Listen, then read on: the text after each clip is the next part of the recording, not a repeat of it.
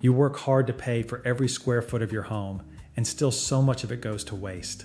Storage runs out, furniture crowds every walkway, and the things you barely use take over the space meant for what you actually need. There are 12 Japanese organization rules that Americans break every day, and together they are the reason your home feels small and cramped no matter how much you tidy. Homes in Japan are barely half the size of ours, and even without a garage, a basement, or an attic to hide anything in, their rooms still feel calmer, cleaner, and far more open than ours ever do. The first rule I'll show you is the reason the first thing you see when you come home is visual chaos. The second one is the reason your kitchen feels half its size every time you try to prepare a meal. And the last one is the reason your living room feels darker and smaller than it really is, even in the middle of the afternoon. The first Japanese organization rule Americans break is about the pile of shoes at your front door. In a Japanese home, shoes come off inside a closed cabinet called a gedabako, set into a recessed tiled entry zone called the genkan, so the entryway greets you with an empty floor and a clean slate. In an American home, shoes pile up on an open rack or straight on the floor beside it, and the entryway greets you with visual chaos before you have even taken your coat off. The entryway is the first thing anyone sees when they walk into your home, and the whole first impression is set before you have even said hello.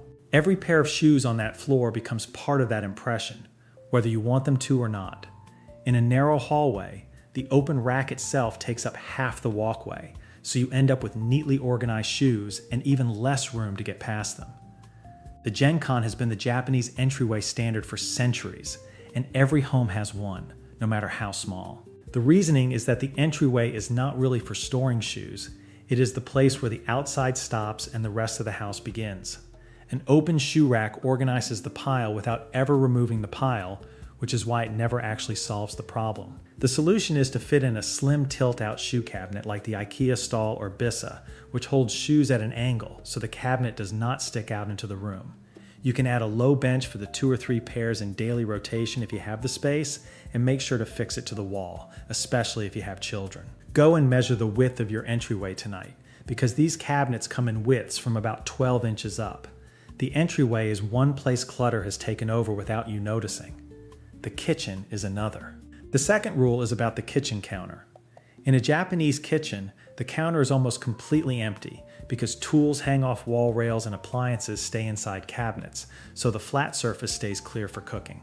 While in an American kitchen, the counter holds the coffee maker, the knife block, the paper towel holder, the stand mixer nobody has touched since Christmas, the air fryer, the toaster, the chocolate fountain from a birthday in 2019, and a fruit bowl with one lonely banana in it. Every object on the counter takes up more space than it looks, because the area right around it also becomes unusable for anything else.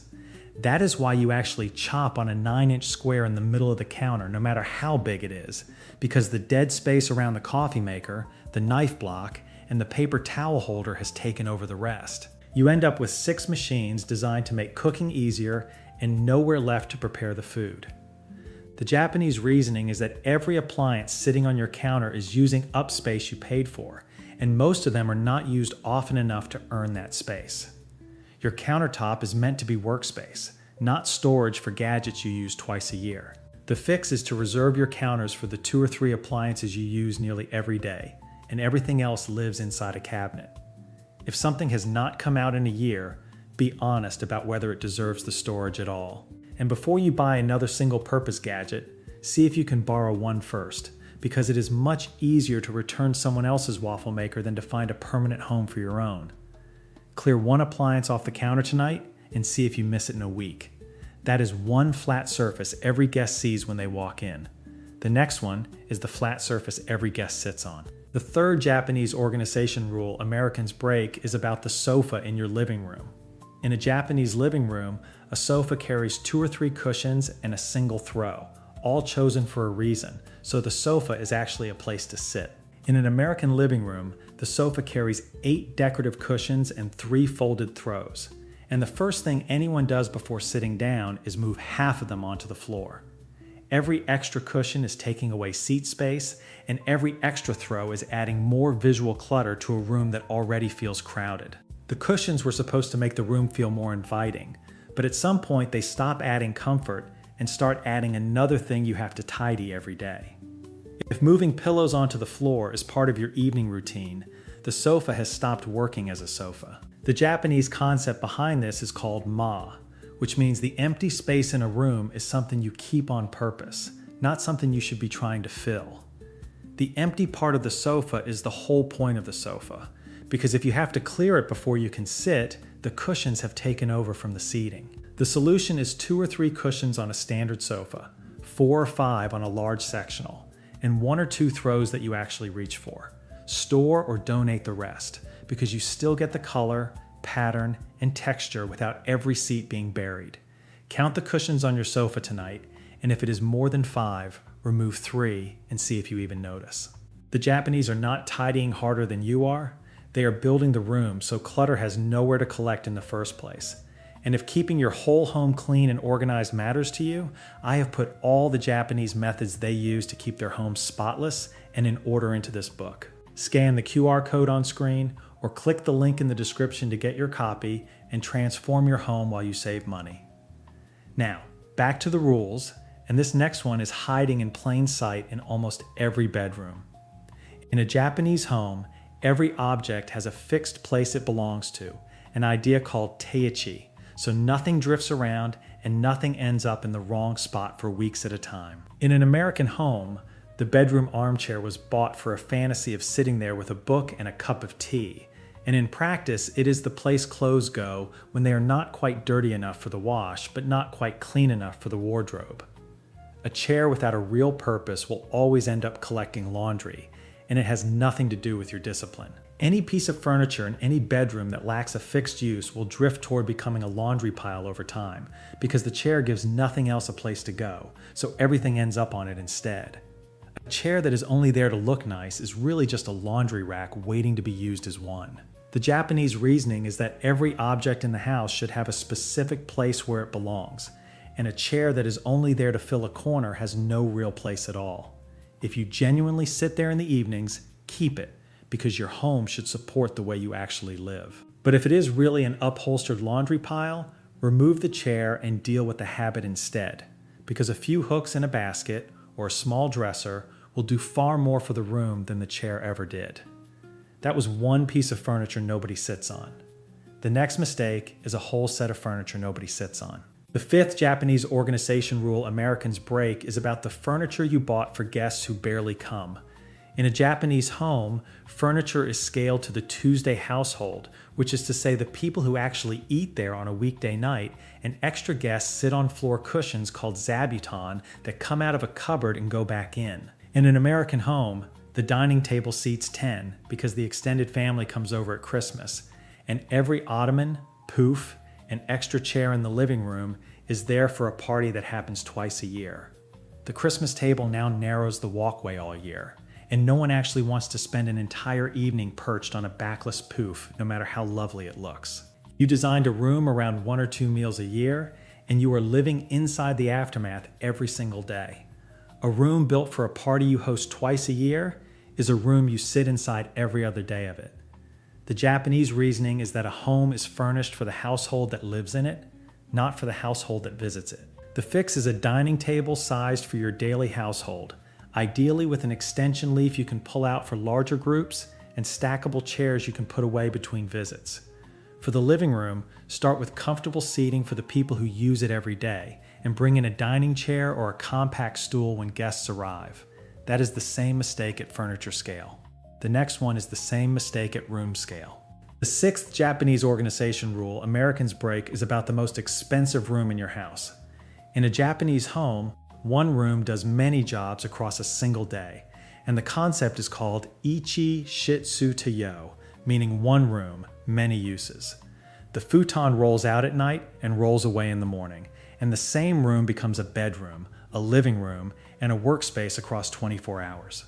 In an American home, an entire bedroom is reserved for people who visit maybe 5 or 10 nights across the whole year, while you work from the dining table and try to exercise between the sofa and the coffee table. You are paying mortgage or rent on a room that has a real job for about 1% of the year, while your actual daily life has no room of its own. If you have family staying every month, a proper guest bedroom absolutely makes sense. For occasional visitors, you have inverted the calendar, and a room designed for its rarest use has no design left for its most common one. The Japanese reasoning is that a room belongs to the days you use it, not the days you might. So design the room around what you need every day, and then find a way to accommodate guests when they visit. A home office with a good quality sleeper sofa can do double duty, because you can work there, use the sofa for lounging, and transform the room into a guest bedroom when needed. If you have the right wall and the budget, a Murphy bed gives guests a proper mattress without permanently taking over the floor. You can still make the room welcoming with good bedding and a drawer for their clothes, and now the room has a purpose when nobody is visiting. That was a room built for someone else. The next mistake is a wardrobe built for someone else, or rather, for a version of you that no longer exists. The 7th Japanese organization rule Americans break is about the wardrobe you push past every morning. In a Japanese wardrobe, the older practice of danshari, which means refuse, dispose, and separate, reserves the visible and reachable part of the wardrobe for the life you have right now. In an American wardrobe, the front is packed with clothes you hope will fit again, expensive pieces you regret buying, and outfits left over from a job or lifestyle you no longer have. You end up pushing past clothes that make you feel guilty every morning just to find something to wear, which means the easiest part of your wardrobe is being paid to store your regrets. Danshari is an older Japanese decluttering philosophy that predates Marie Kondo's KonMari method by decades, and while the two approaches differ, they share the same core idea. What you keep should earn its place. The Japanese reasoning is that the clothes you wear this month deserve the space, and the clothes you might wear one day deserve a box somewhere out of the way. If something is sentimental, store it separately, and if you are genuinely likely to wear it again, put it somewhere less accessible and review it in 6 or 12 months. The easiest to reach part of your wardrobe should be reserved for the body and the life you have now, not the body you are grieving or the job you left 3 years ago. That was clothes multiplying inside a wardrobe. The next 2 rules are about things multiplying inside your kitchen cupboards. The 8th Japanese organization rule Americans break is about the cupboard you open every single morning. In a Japanese kitchen, the cupboard holds what the household actually drinks from, plus a small allowance for guests. In an American kitchen, the cupboard holds 40 mugs, made up of free ones from the office, conference giveaways, wedding favors, and novelty ones from every holiday since 2015, and the same 2 or 3 get used every day while the rest gather dust at the back. The guilt over throwing them out creates a much bigger waste, which is the cupboard space itself. You are storing objects you will never drink from inside a cupboard you would rather use for something else. There is a Japanese concept called matanai, which means regret over waste, and Americans often misapply it as a reason to keep things. The Japanese application is the opposite, because keeping something you will never use is itself the waste. A mug you never drink from is not really a mug, it is a decoration you have not admitted to yet. The fix is to keep enough for the people in your home, plus a few extras for guests, and donate the rest. The same principle applies to the water bottle collection from every conference and race day for the last 5 years. That was one cupboard full of objects that all do the same job. The next one is a cupboard full of objects that cannot even find their partners. The 9th Japanese organization rule Americans break is about the drawer you slam every time you open it.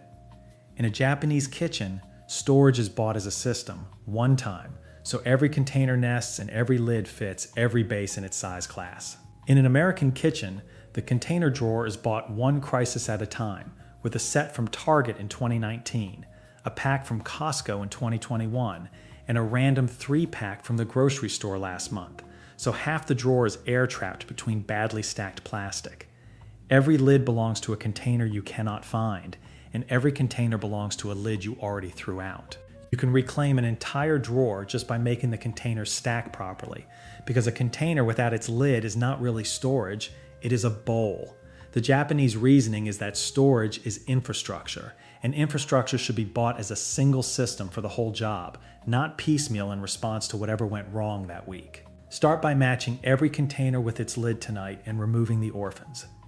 You do not have to throw everything out and buy a perfectly coordinated new set, but as pieces wear out, replace them with containers that nest together and share a small number of lid sizes. That was 3 cupboards full of objects. The next mistake is a whole piece of furniture built to display them. The 10th Japanese organization rule Americans break is about the piece of furniture that eats a whole wall. In a Japanese home, the traditional display space is called a tokonoma, which is a small alcove that holds one beautiful object, often changed with the seasons. In an American home, the china cabinet, curio cabinet, or open shelving unit holds 30 objects competing for attention, most of which the owner does not love and cannot even remember buying. A lot of people buy these cabinets thinking they need more storage, then realize they do not actually own anything they want to display. The empty shelves look awkward, so they start buying bowls, books, and decorative objects to fill the cabinet they bought to store the things they did not own in the first place. Displaying 30 things is really displaying nothing because your eye has nowhere to rest. The Japanese reasoning is that one beautiful object with room to breathe has more presence than 30 objects competing for the same shelf. If you collect ceramics, records, books, or vintage glassware, and you genuinely enjoy seeing them, an open shelving unit or display cabinet can be beautiful. But if the cabinet is mostly holding dusty trinkets or good china that has not left the shelf in 15 years, keep the few pieces you genuinely love and give them more room. If you actually need the storage, replace the cabinet with a sideboard or another piece with closed doors, because you can store just as much without having to look at all of it. That was one piece of furniture designed to be seen. The next mistake is a piece of furniture that eats the floor. The 11th Japanese organization rule Americans break is about the furniture that swallows the floor. In a traditional Japanese room, the floor stays visible because the futon rolls up, low tables are moved, and cabinets sit on legs or hang from the wall. Visible floor is another form of mei. In an American room, the entertainment unit is a 2-foot deep console built for a television that has not existed since 2008. The sofa runs all the way to the ground, and every large piece of furniture reads as a solid block against the floor. Furniture that sits directly on the floor creates a heavier visual block because the floor disappears underneath it. Raise the same piece a few inches on legs, and the visible gap makes it feel lighter and far less imposing. 2 rooms with identical square footage can feel completely different depending on how much floor you can actually see, and the floor is a room's oldest way of telling you how big it is. That does not mean every sofa, cabinet, and table needs to be perched on legs, because a good room normally has a mix of heavier and lighter pieces. So look at your room, and if everything currently runs all the way to the floor, changing 1 or 2 of the largest items can make the whole room feel much less compressed. Mounting the television on the wall and using a shallow unit underneath frees up 2 feet of floor you did not know you had, and wall-mounted cabinet systems like Vitso provide storage without creating another solid block against the ground. That was furniture blocking the floor. The last mistake is a window covering blocking the light. The 12th Japanese organization rule Americans break is about the last surface you would ever think of as taking up space. In a Japanese room, natural light is treated as structural, and shoji screens made of paper and wood diffuse daylight across the entire window, so the room reads brighter and deeper than its actual square footage. In an American room, heavy drapes with valances and pelmets frame the window, dress it, and then cover it for half the day. A window is really the room's borrowed square footage because it extends the eye outward, past the wall, into the light. Heavy curtains crop that borrowed space off and turn the window into another dark rectangle on the wall. A room with 3 big windows behind heavy curtains has the visual depth of a room with no windows at all, and a covered window is really a wall you paid extra for. The Japanese reasoning is that light is the cheapest square footage you own, and everything you drape across it is subtracting from the room. The fix is sheer panels, simple roller blinds, or nothing at all where privacy allows. If the room faces the street, layer a light sheer under a heavier curtain that you actually draw back during the day rather than one that hangs there as decoration. Before you close the video, there is one more thing worth knowing, because it is the trap that catches most people the moment they start following the first 12 rules. One of the most common traps in a small home is assuming that everything inside it also needs to be small. So you buy a tiny rug, several little side tables, and a gallery wall filled with small frames. Individually, each piece looks appropriate, but together they create so many visual interruptions that the room feels busier and even more cramped. There is simply more for your eye to process, and 15 small frames divide a wall into 15 small pieces of wall.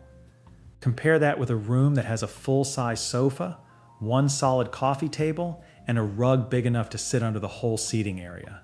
The room instantly feels calmer and more open because there is less for your brain to process the moment you walk in. What you want is a few properly sized pieces that anchor the room, and not a scattering of small ones that break it up.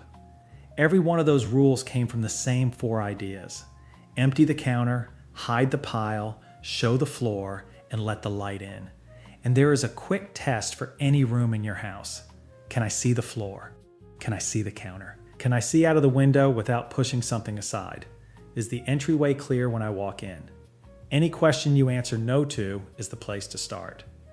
Thanks a lot for watching, and I hope you took something positive away from this video. Check out the video appearing on your screen right now. I think you will like it, and I will see you in the next one.